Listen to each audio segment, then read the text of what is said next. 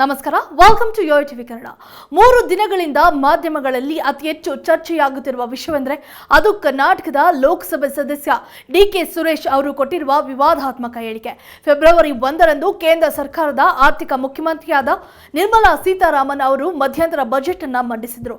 ಆಗ ಈ ಬಜೆಟ್ ಅನ್ನು ಬಿಜೆಪಿಯವರು ದೂರದೃಷ್ಟಿ ಬಜೆಟ್ ಅಂತ ಬಣ್ಣಿಸಿದ್ರೆ, ಇತ ಕಾಂಗ್ರೆಸ್ ಬಜೆಟ್ ತಾರತಮ್ಯ ಮುಂದುವರೆಸಿದೆ ಅಂತ ಹೇಳಿದ್ದಾರೆ. ಇದರಲ್ಲಿ ಸೌತ್ ಭಾಗದ ರಾಜ್ಯಗಳಿಗೆ ಬಜೆಟ್ನಲ್ಲಿ ಪುನಃ ಮಲತಾಯಿ ಧೋರಣೆ ಆಗುತ್ತಿದೆ ಅಂತ ಕಾಂಗ್ರೆಸ್ ಹೇಳಿದ್ದಾರೆ. ಅದನ್ನೇ ಸಂಸದ ಆಕ್ರೋಶ ಭರಿತವಾಗಿ ನಮಗೆ ಪ್ರತ್ಯೇಕ ರಾಷ್ಟ್ರವನ್ನ ಕೊಟ್ಟುಬಿಡಿ ಅಂತ ಹೇಳಿದ್ದು ಸಿಕ್ಕಾಪಟ್ಟೆ ಚರ್ಚೆಗೆ ಗ್ರಾಸವಾಗಿತ್ತು.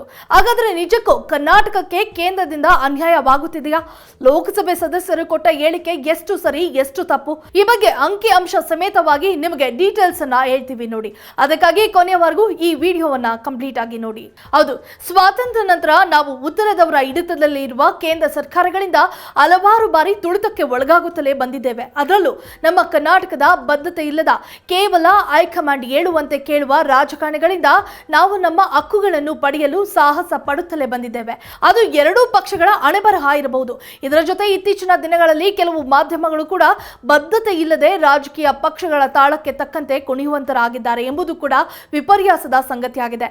ದೇಶದ ಗಣತಂತ್ರದ ವ್ಯವಸ್ಥೆಯಲ್ಲಿ ರಾಜ್ಯಗಳಿಂದ ಕೇಂದ್ರ ಸರ್ಕಾರವು ಸಂಗ್ರಹಿಸಿರುವ ನೇರ ಮತ್ತು ಪರೋಕ್ಷ ತೆರಿಗೆಗಳಲ್ಲಿ ರಾಜ್ಯಗಳ ಪಾಲನ್ನು ಕೇಂದ್ರ ಹಣಕಾಸು ಆಯೋಗ ನಿಗದಿ ಮಾಡುತ್ತದೆ. ಹೀಗೆ 15ನೇ ಹಣಕಾಸು ಆಯೋಗವು ನಿಗದಿ ಮಾಡಿದ ಪಾಲಿನಲ್ಲಿ ದೇಶದ ಬೇರೆಲ್ಲ ರಾಜ್ಯಗಳಿಗೆ ಹೆಚ್ಚು ಪ್ರಮಾಣದ ಲಾಭವಾಗಿದೆ.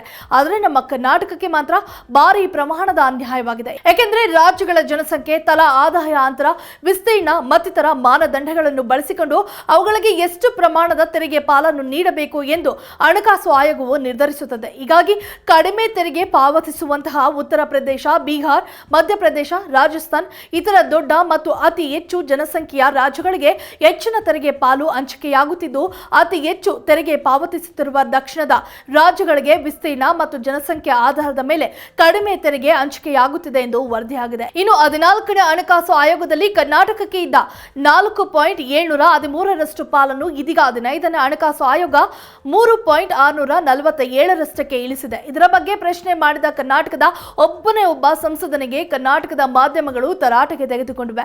ಮುಖ್ಯ ವಿಷಯವನ್ನು ಬಿಟ್ಟು ಅವರು ಹೇಳಿದ ಇನ್ನೊಂದು ವಿಷಯದ ಬಗ್ಗೆನೇ ದಿನಪೂರ್ತಿ ಚರ್ಚೆ ಮಾಡಿಕೊಂಡು ನಮ್ಮ ಕರ್ನಾಟಕಕ್ಕೆ ಆಗುತ್ತಿರುವ ಮೋಸವನ್ನು ಜನರಿಂದ ಮರೆಮಾಚುತ್ತಿವೆ ಎಂದು ಹೇಳಲಾಗುತ್ತಿದೆ. ಇನ್ನು ತೆರಿಗೆ ಸಂಗ್ರಹದ ವಿಚಾರದಲ್ಲಿ ದೇಶದಲ್ಲೇ 2ನೇ ಅತಿ ಹೆಚ್ಚು ತೆರಿಗೆ ಸಂಗ್ರಹ ಮಾಡಿಕೊಡುತ್ತಿರುವ ರಾಜ್ಯ ನಮ್ಮದು. ಆದರೂ ನಮ್ಮ ಪಾಲನ್ನು ಅಂಗಲಾಚಿ ಬೇಡಿ ಪಡೆಯುವ ಸ್ಥಿತಿಗೆ ಬಂದಿರುವುದು ಮತ್ತೊಂದು ವಿಪರ್ಯಾಸವೇ ಸರಿ. ನಾವು ಕರ್ನಾಟಕದವರು ಕೂಡ ಮನೆ ತುಂಬ ಮಕ್ಕಳನ್ನು ಮಾಡಿಕೊಂಡು ಕೇವಲ ಜನಸಂಖ್ಯೆ ಅಭಿವೃದ್ಧಿ ಮಾಡಿಕೊಂಡು ಕಾಲಹರಣ ಮಾಡುತ್ತಿದ್ದರೆ ಬಹುಶಃ ನಮಗೂ ಕೂಡ ಅತಿ ಹೆಚ್ಚು ಪಾಲು ಬರುತ್ತಿತ್ತೇನೋ ಅನ್ನುವ ಮಾತು ವ್ಯಂಗ್ಯವಾದರೂ ಸಹ ಇದು ಸತ್ಯ ಅನಿಸುತ್ತದೆ. ಆದರೆ ಈ ವಿಷಯದಲ್ಲಿ ಗುಜರಾತ್ ರಾಜಕಾರಣಿಗಳನ್ನ ನಾವು ಹೊಗಳಲೇಬೇಕು. ಇದೇ ಅವಧಿಯಲ್ಲಿ ಅತಿ ಹೆಚ್ಚು ತೆರಿಗೆ ಪಾಲು ಏರಿಕೆಯಾಗಿದ್ದು ಗುಜರಾತ್ಗೆ 2018-2019ರಲ್ಲಿ 23,489 ಕೋಟಿಯಷ್ಟು ಪಾಲು ಪಡೆದಿದ್ದ ಗುಜರಾತ್ 2022-24ರಲ್ಲಿ 35,525 ಕೋಟಿ ರೂಪಾಯಿ ಪಾಲು ಪಡೆಯಲಿದೆ.